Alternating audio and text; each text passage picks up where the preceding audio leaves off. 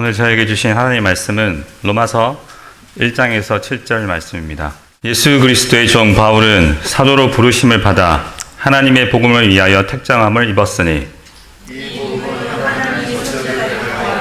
그 아들에게 하여 성경에 미리 약속하신 것이라.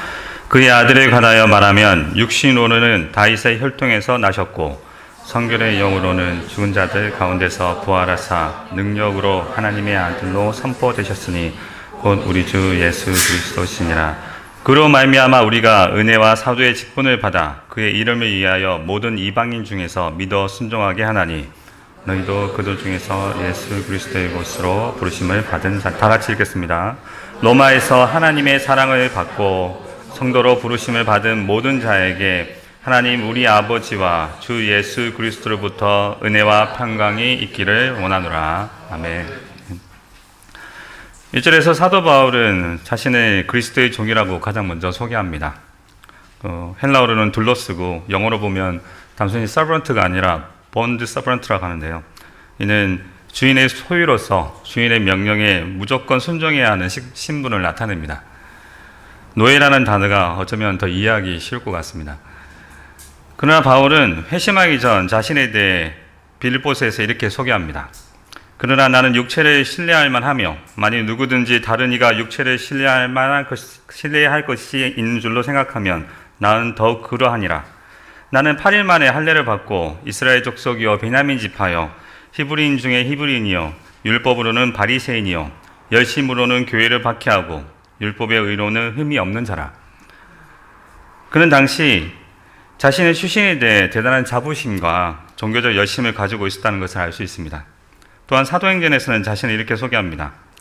나는 유대인으로 길리기아 다소에서 났고 이 성에서 자라 가말리엘의 문화에서 우리 조상들의 율법에 엄한 교훈을 받았고 오늘 너희 모든 사람처럼 하나님께 대하여 열심히 있는 자라. 바울은 가말리엘 문화 소속이었는데요. 그 당시 가말리엘 문화에 들어가기 위해서는 정말 어려웠습니다. 기록을 보니 1년에 2-3명 정도밖에 뽑지 않았고요. 그리고 그 입학 조건으로 13세까지 토라를 완벽하게 외워야 했습니다. 보통 토라라고 하면 모세 오경을 말하는데요. 학자들에 따라서는 구약 전체를 지칭하기도 합니다. 게다가 장로의 전통 등도 알아야 했을 것입니다. 그럼 완벽하게 알았다는 거겠죠. 장로 전통 더 이어서 배워갔겠지만 거기에 대해 바울은 나면서부터 당시 세계를 제패한 로마 제국의 시민권자였습니다. 아마 주위에서 바울은 칭찬을 많이 듣고 자랐을 것입니다. 구약에서 여호와의 종 또는 하나님의 종이라고 불리는 사람들이 있었습니다. 바로 아브라함, 모세, 이사야, 다윗 같은 인물들이죠. 여호와 하나님만을 의지하고 순종한다는 의미로 그들은 그렇게 불렸습니다. 민족과 신분에 대한 자부심, 자기 실력에 대한 자부심, 자신이 소속된 단체에 대한 자부심 등으로 완전히 도취되어 있던 회심자인 바울, 즉 사울은 하나님의 종이라 불렸던 구약의 사람들처럼 스스로 하나님의 종으로 여기는 사람이었을 것입니다. 그렇기 때문에 그는 하나님의 일을 한다는 믿음과 열심으로 하나님의 교회를 핍박했습니다. 그는 스데반이 죽임당하는 것을 당연히 여겼고 예루살렘에 있는 교회를 잔멸하기 위해 각 집에 들어가 믿는 사람들을 남녀불문하고 끌어내어 옥에 넘겼습니다. 여세를 몰아 사울은 유혹과 사기가 등등하여 대제사장에게 가서 다메섹에서 예수를 그리스도로 믿는 사람들을 찾아내 결박하여 예루살렘으로 잡아가기 위해서 공문을 청하였습니다. 종교적 열심으로 말입니다. 우리도 쉽게 그럴 수 있습니다. 율법주의까지는 아니더라도 형식주의는 성령 안에서 예수님과 인격적인 교제를 하면서 거르고 이루어가는 방법을 모르거나 놓칠 때 우리에게 마치 그러한 역할을 하는 것처럼 느끼게 해줄 수 있습니다. 성경은 우리의 온 인격과 삶을 바쳐서 그리스도를 따르는 삶을 살아가라고 요구하는데 정말 쉽지 않지요. 그래서 자신만의 규칙 또는 남들이 인정해주는 규칙 등을 만들어서 그것을 준수하며 형식적으로 그리스도인으로 살아가는 척합니다. 제가 젊었을 때 했던 방법인데요. 하루에 성경을 몇 장씩 읽고 새벽 기도를 포함해서 주중 예배에 다 참석하고 주일 예배의 모든 예배와 행사는 절대 빠지지 않고 또 제 고신이었으니까 돈은 절대 쓰지 않았습니다. 그리고 욕설 생각도 못하죠. 그죠? 겉으로 보기에는 되게 신실한 모습이었습니다. 그러면서 마치 예수님과 더 가까워지는 것처럼 느끼면서 만족해하죠. 물론 선한 의도로 시작했습니다. 나를 구원해 주신 예수님께 감격해서 예수님과 더 친해지고 싶어서 말이죠. 근데 시간이 지나면서 그러한 감정은 점점 희미해지고 삶의 변화는 크게 나타나지 않습니다. 죄를 이기고 싶은데 잘 되지 않지요. 그러면서 그러한 행동에 더 매달리게 되는 거죠. 하지만 혼자 있을 때 아니면 내게 손해가 되는 일이 발생할 때 숨겨져 있던 행동들이 드러납니다. 혼자만 그렇게 한다면 혼자 망하겠지만 자신의 기준으로 남들을 판단하기 시작합니다. 그러면서 자기보다 못하다고 느끼는 사람들과 비교하면서 자기의 종교적 열심에 만족하고 심하면 우월감까지 느끼게 됩니다. 그런데 그것을 마치 하나님을 이해한 것이라고 깊게 착각하고 살아간다면 그것이 주는 그러한 제가 주는 쾌감은 정말 이루 말할 수 없이 클 것입니다. 아마 느껴보신 분들은 다 아실 겁니다. 하지만 망하는 길이죠. 간혹 죄로 인해 상심하긴 하지만 행동으로 보여주는 것이 있으니 내 행위로 내 의를 쌓고 있으니 하나님이 기뻐할 것이라고 자기 위로를 합니다. 이제 율법주의로 나아가는 거죠. 죄를 이기는 힘이 오직 그리스도께 있다는 복음이 선포되는 곳에서도 예외는 아닙니다. 참된 믿음과 순종으로 결실을 맺지 못하면 결국 종교적 열심 내지 반율법주의로 흐르게 됩니다. 아니면 나는 변하지 않는데 다른 사람들은 변하는 모습을 보면서 자괴감이 빠지거나 그들을 위선자라고 단정짓기도 합니다.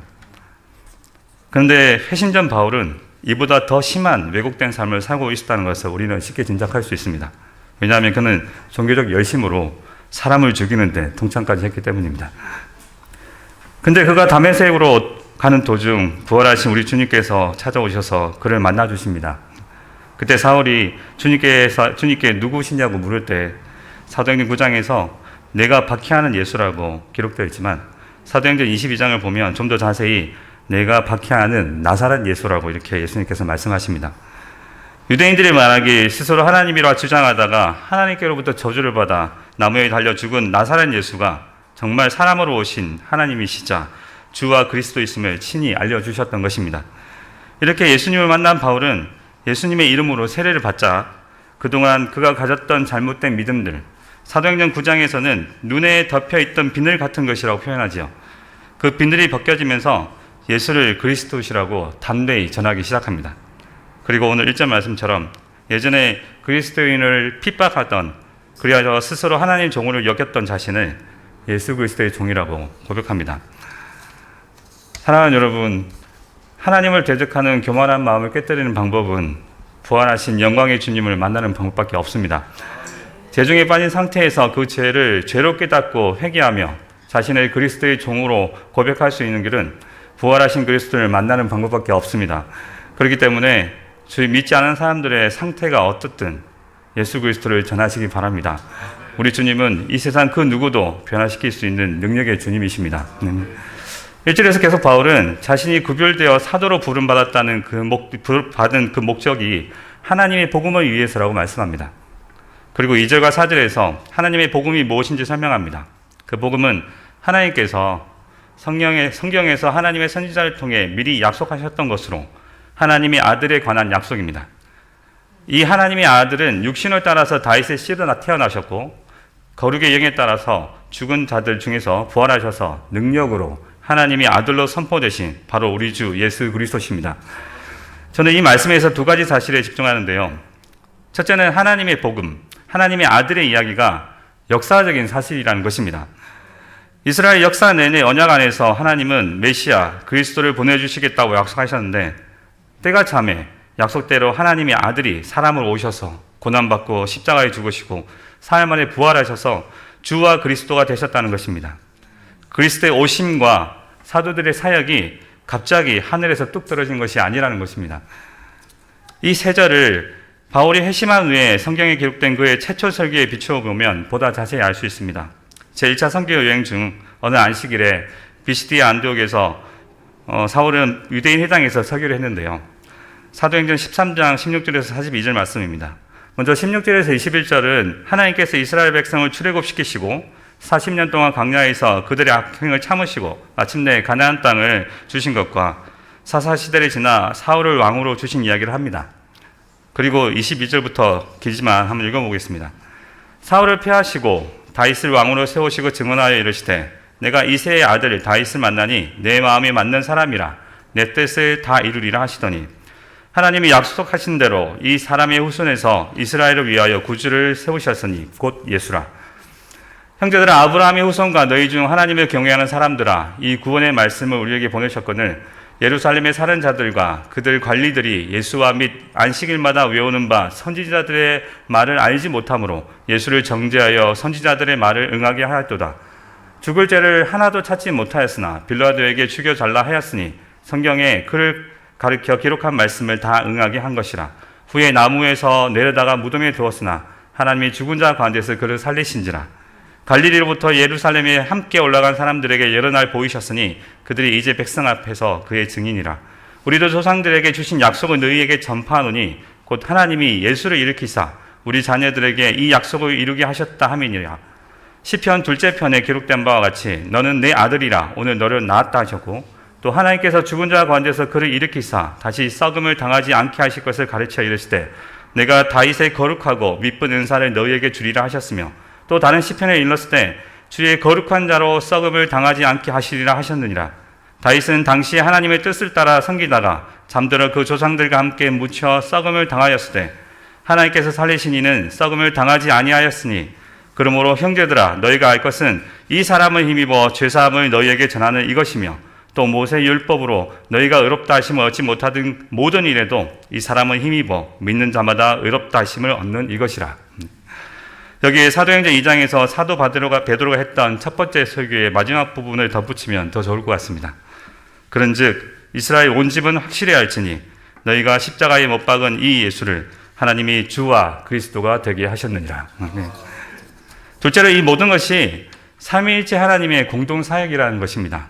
언약에 따라 성부 하나님께서 성자 하나님을 성령을 통해 사람으로 태어나게 하셨고, 율법의 의를 이루시고 대속을 위해 십자가에 죽으신 아들을 성령으로 다시 살리셔서 우리 주님이자 그리스도가 되게 하셨다는 사실을 알려주고 있습니다.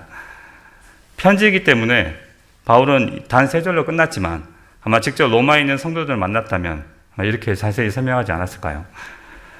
그리고 5절에서 사도 바울은 자신이 받은 사도의 직분을 보다 구체적으로 말하는데, 그것은 예수 그리스도의 이름을 위해서 모든 이방인에게 복음을 전해서 그들로 예수 그리스도를 믿어 순종케 하는 것이라고 말씀합니다. 그리고 6절에서는 너희, 그러니까 로마에 있는 신자들도 예수 그리스도의 것으로 부르심을 받은 자라고 말씀합니다.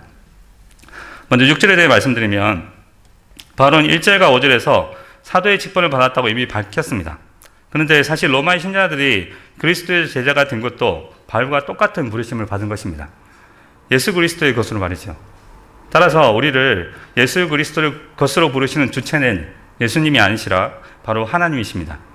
그리고 하나님께서 사도든 이방인들 중에서든 예수 그리스도의 것으로 부르신 이유는 성경을 통해서 볼 때 그리스도를 통해 하나님과 교제케 하셔서 우리로 하여금 이 세상에서 죄를 이기고 거룩하신 하나님의 성품을 드러내는, 즉 이 땅에 임한 하나님 나라를 누리게 하는 것입니다. 그리하여 살아계신 하나님을 드러내고 장차 오실 그리스도를 전하면서 살아가게 하는 것입니다. 그리고 5절에서는 이것이 믿어 순종케 한다고 말씀합니다. 하지만 사도 바울과 이방인들 사이에 차이가 있다면 다만 사역, 직분의 차이가 있습니다. 같은 부르심이지만 맡은 직분이 다른 것이죠. 사도 바울은 이방인의 사도로 부름받았습니다. 정말 엄청난 직분이죠. 구속사 안에서 이방인 중에 복음을 전하여 하나님의 자녀를 부르는 위대한 사역을 담당했으니 말입니다. 오죽했으면 유럽의 역사를 바꾼 인물로 바울을 첫 번째로 뽑는 사람들도 있습니다. 하나님께서 그를 이방인의 사도로 세우셔서 소아시아와 전 유럽에 복음을 전하게 하시면서 이후에 온 유럽이 기독교를 믿는 땅이 되었다는 점에서 그런 평가를 받는 것도 무리는 아닙니다. 사랑하는 여러분, 하나님께서 각자에게 맡기신 직분에 있어서 경중, 크고 작음이 있는 것은 분명합니다. 교회 안에서만 보아도 성사하는 것과 설교하는 것을 비교하면 분명히 직분의 경중이 존재한다는 것을 알 수 있습니다. 단지 누구에게 무엇을 맡기심은 오직 하나님의 주권에 달려있지요. 그리고 그에 대한 평가는 오로지 주님만이 하실 것입니다. 그런데 위대한 사도들, 뛰어난 교부들, 탁월한 종교개혁가들의 글이나 행적을 읽고 있자면 부러움을 느낍니다. 이왕 예수님 믿을 거면 우리도 그들처럼 살고 싶은 마음도 있죠. 그럼에도 불구하고 바울처럼 쓰임을 받든지 성경의 기록조차 되지 않은 수많은 사람들처럼 쓰임 받든지 이는 하나님께 달려 있습니다. 큰 집에는 금 그릇과 은 그릇뿐 아니라 나무 그릇과 질 그릇도 있어 귀하게 쓰는 것도 있고 천하게 쓰는 것도 있나니. 이러보건대 우리가 집중할 것은 직분의 경중이 아니라 6절의 말씀처럼 우리가 예수 그리스도의 것으로 부름받았다는 사실입니다.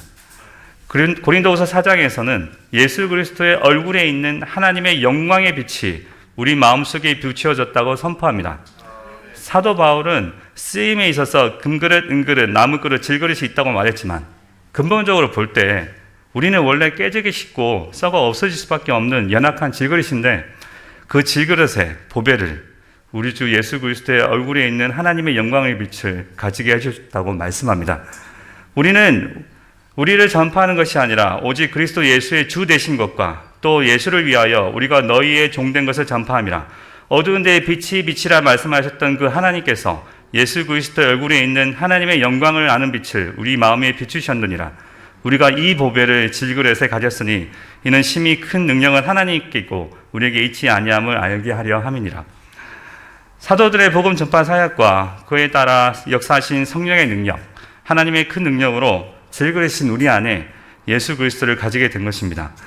우리가 예수 그리스도의 것이 된 것이죠. 그 무엇과도 바꿀 수 없는 것입니다. 그렇기 때문에 우리가 어떤 직분을 감당하든지 1달란트든 2달란트든 5달란트든 참 중요하지 않죠. 내 안에 계신 그리스도를 말미암아 감사하고 비록 우리 눈에 보기에는 크고 작아 보이겠지만 주님 맡기셨기에 모두 귀한 것이 됩니다. 이러한 믿음을 가진 성숙한 성도들은 그리스도 안에 있는 지체들을 그들의 겉모습만으로 가지고 판단하지 않고 그들이 그리스도의 귀중한 피로 사신 지체라는 사실 때문에 그들을 천하보다 귀하게 여기고 또한 그들이 맡은 일에 대해 주님이 맡기셨다는 사실을 알기에 또 이 또한 귀하게 여기게 되는 것입니다. 한편 주께서 맡기신 일의 크고 작음은 중요하지 않지만 그 일을 이루는 것은 중요합니다. 맡기신 일을 그것이 무엇이든 간에 감당하지 못한다면 주님께 질책받아 마땅합니다. 그런데 일을 이루어야 한다고 말한다면 우리는 대번에 당장 뭔가 행동을 해야 한다고 생각을 할 수 있습니다. 하지만 성경은 그렇게 말씀하지 않습니다. 조금 전에 읽었던 디모데후서 2장 말씀을 보면 큰 집에 있는 금 그릇과 은 그릇뿐만 아니라 나무 그릇과 질 그릇도 있어 귀하게 쓰는 것도 있고 천하게 쓰는 것도 있나니 그러므로 누구든지 이런 것에서 자기를 깨끗하게 하면 기이 쓰는 그릇이 되어 거룩하고 주인의 쓰심이 합당하며 모든 선한 일에 준비함이 되리라. 이 말씀에 따르면 우리가 주님이 맡기신 일에 쓰임받는 방법은 자기를 깨끗하게 하는 것, 즉 거룩이 먼저라는 것입니다. 주께서 쓰임받기를 원하십니까? 그러면 거룩해지십시오. 자신의 행위가 자기의 보기에는 모두 깨끗하게 보일지 모르지만 하나님은 우리의 심령을 감찰하십니다. 그렇기 때문에 자신의 모든 생각과 행동에 대해서 하나님의 뜻이 무엇인지 살펴야 합니다. 그러기 위해서 말씀을 꾸준히 읽고 있는 동안 성령께서 깨우쳐 주신 대로 살아가기 위해서 기도해야 합니다. 우리가 거룩해지는 방법은 오직 하나님 말씀과 기도밖에 없기 때문입니다. 그러한 삶을 살아갈 때 우리는 세상과 반대되는 삶을 살아가게 됩니다. 그리고 반드시 공격을 받고 손해보게 될 가능성이 큽니다. 술 한잔 마시고 거짓말도 하고 다른 사람들 험담 좀 하면 사람들과 쉽게 어울릴 수 있지만 그렇게 하지 않아서 소외당하고 손해볼 때가 많습니다. 사업하시는 분도 아시겠지만 절세라는 목적으로 쉽게 썩이면 세금을 아낄 수 있거든요. 그러면서 그런 방법으로 쓸 수 있지만 쓰지 못합니다. 내가 지금 당장 손해가 나고 있는데도 일정 이상의 소득이 발생하면 세금을 내야 됩니다. 손해가 나고 있어도. 그런 상황에서 사실 거짓말만 하면 얼마든지 메이크업 할 수 있거든요. 근데 우리는 그렇게 하지 않죠. 왜? 하나님께서 원하시지 않기 때문입니다. 그렇죠? 근데 속 속아가지고 잠시 시험에 들어서 그렇게 할 때가 있죠. 그죠? 그렇게 되면 하나님께서 어떻게 하십니까? 절대 내버려 두지 않으시죠. 그죠? 이렇게 세우시기 위해서 우리를 징계하십니다. 하나님이 자녀로 살아가게 하기 위해서 징계하십니다. 때론 그렇게 하신 하나님께 습한 마음도 들지만 아들까지 주신 그 사랑을 알기에 이 말씀을 듣고 견딥니다. 너희가 피곤하여 낙심하지 않기 위하여 죄인들이 이같이 자기에게 거역한 일을 참으신 일을 생각하라. 너희가 죄와 싸우되 아직 피 흘리기까지는 대항하지 아니하고 또 아들들에게 권한 것 같이 너희에게 권면하신 말씀도 있었도다. 일렀을 때 내 아들아 주의 징계하심을 경히 여기지 말며 그에게 꾸지람을 받을 때 낙심하지 말라. 주께서 그 사랑하시는 자를 징계하시고 그가 받아들이시는 아들마다 채찍질 하심이라 하였으니 너희가 참음은 징계를 받기 위함이라. 하나님이 아들과 같이 너희를 대우하시나니 어찌 아버지가 징계하지 않는 아들이 있으시오. 징계는 다 받는 것이거늘 너에게 없으면 사생하여 친아들이 아니니라. 또 우리 육신의 아버지가 우리를 징계하여도 공경하였거늘 하물며 모든 영의 아버지께서 더욱 복종하게 하며 살려 하지 않겠느냐. 그들은 잠시 자기 뜻대로 우리를 징계하였거니와 오직 하나님은 우리의 유익을 위하여 그의 거룩하심에 참여하게 하시느니라.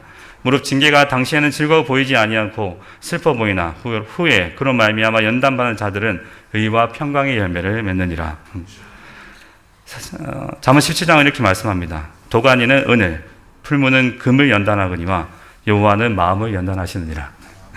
예수 그리스도의 것으로 부르심을 받아 그의 이름을 위하여 모든 이방인 중에서 믿게 순종하게 한다는 것은 바로 이러한 믿음의 영단의 가정도 포함하고 있습니다. 그래야 막히진 사명을 완수하게 하시는 것이죠. 결국 우리를 그리스도의 것으로 부르시는 이도 하나님이시고 우리를 연단하셔서 믿어 순종하게 하시는 분도 하나님이십니다. 그렇기 때문에 사도 바울은 7절에서 이렇게 축복하지요. 하나님 우리 아버지와 주 예수 그리스도로부터 은혜와 평강이 있기를 원하노라. 우리도 로마에 있던 성도들처럼 하나님의 사랑하심을 받아 성도로 부르심을 받은 사람들입니다. 성도란 하나님께 따로 구별된 사람으로서 먼저 성령으로 거룩하게 된 사람들이며 우리의 마음과 삶을 거룩함으로 채워가야 합니다. 그런 우리들에게 필요한 것은 바로 이것, 하나님 우리 아버지와 주 예수 그리스도로부터 오는 은혜와 평강입니다. 죄 가운데 있는 우리를 위해 그리스도께서 십자가에 죽으심으로 우리에게 베풀어 주신 하나님의 은혜와 그리스도께서 이루신 구속으로 말미암아 하나님과 화목케 하셔서 우리에게 임하는 하늘의 평강이야말로 우리를 그리스도의 것으로 삼으시고 믿어 순종케 하시는 원동력인 것입니다. 오늘 하루도 하나님 우리 아버지와 주 예수 그리스도부터 은혜와 평강이 모든 성도들의 영혼과 삶에 임하시기를 우리 주 예수 그리스도 이름으로 축원드립니다. 아멘. 하나님 아버지 감사합니다. 2000년 전 택하여 세우신 사도를 통해서 전해진 하나님의 복음, 하나님의 아들 우리 주 예수 그리스도가 세월을 넘어서 이방인 중에 이방인이 우리에게까지 전하게 하신 은혜와 사랑과 지혜와 능력에 감사와 찬송을 올려드립니다. 우리에게 이 복음을 전하게 하심은 이 복음을 믿어 순종하게 하심이니 우리가 주께서 주신 구원에 감격하고 감사하게 하시고 맡기신 직분에 충성으로 순종할 때 우리에게 은혜와 평강을 주셔서 넉넉히 감당케 하여 주옵소서. 우리의 주님이신 예수 그리스도 이름으로 기도드립니다. 아멘.